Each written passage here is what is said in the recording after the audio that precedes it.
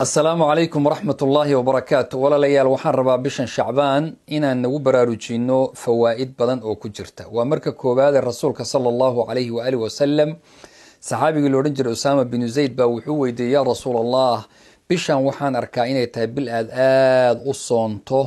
maxay tahay sirta ku qarsoon iyo waxa ku jiray ilaa rasuulka sallallahu alayhi wa alihi wasallam Aisha waxay leedahay kana yasuumu shacbana kulluhu kana yasuumu shacbana illa qalilan bisha shacban uu soomi jiray in yar ma ogiyo waa wada soomi jiray bisha shacban marka maxay tahay sirta ku qarsoon rasuulka ka jawaabay sallallahu alayhi wa alihi wasallam wuxuu dhaka shahrun yaghfulu an-nasu anhu bayna rajab wa ramadan وهو شهر ترفع فيه الأعمال إلى رب العالمين فأحب أن يرفع عملي وأنا صائم بوري صلى الله عليه وآله وسلم وحديث إمام النسائي صار الشيخ الألباني حسن وكدغي marka sirta ku qarsoon in bishan la soomo laba arimood way waa marka koobaad waa bil dadku ay halmaansan yihiin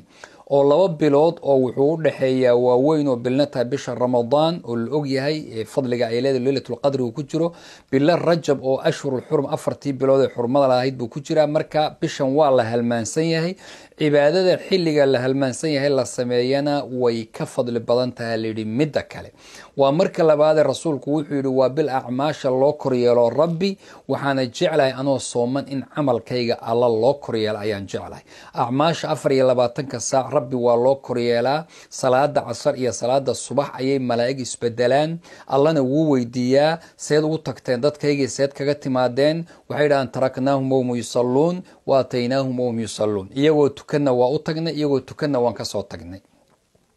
asbuuci ama toddobaadkiina habeenka jumcada ah oo maalinta jumcada la tukado habeennimadeeda ka horeysa oo habeenka jumcada la yiraahdo ayaa acmaasha rabbi iyadana loo koryeelaa sanadkiina bishan shacbaan baa acmaasha loo koryeelaa haddaba habeenka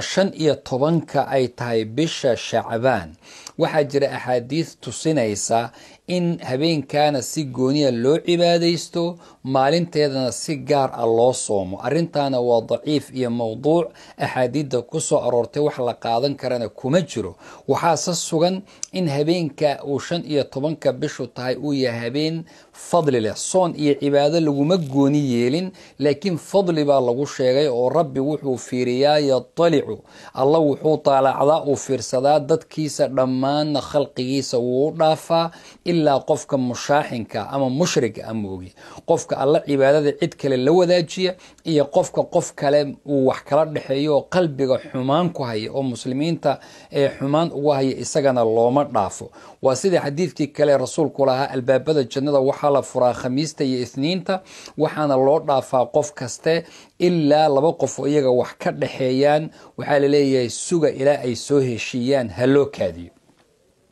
waxaa kaloo jira in dadku habeenka 15 ay yiraahdaan waa habeen leelatul xugum baa la yiraahdaa wixii dhalan lahaa wixii dhiman lahaa wixii guursan lahaa wixii wax noqon lahaa oo dhan baa habeenka la kala maamulaa arintaasna waa arin iyada nafteedu aan jirin oo habeenka leelatul xugumka waa habeenka leelatul qadriga wuxuuna ku jiraa bisha Ramadaan inna anzalnahu fi laylatin mubarakatin inna kunna mundirina fiha yufraqu kullu amrin hakim amran min indina inna kunna mursalin bi rabbil ilahi marka habeenkaas waa habeenka bisha رمضان كجرا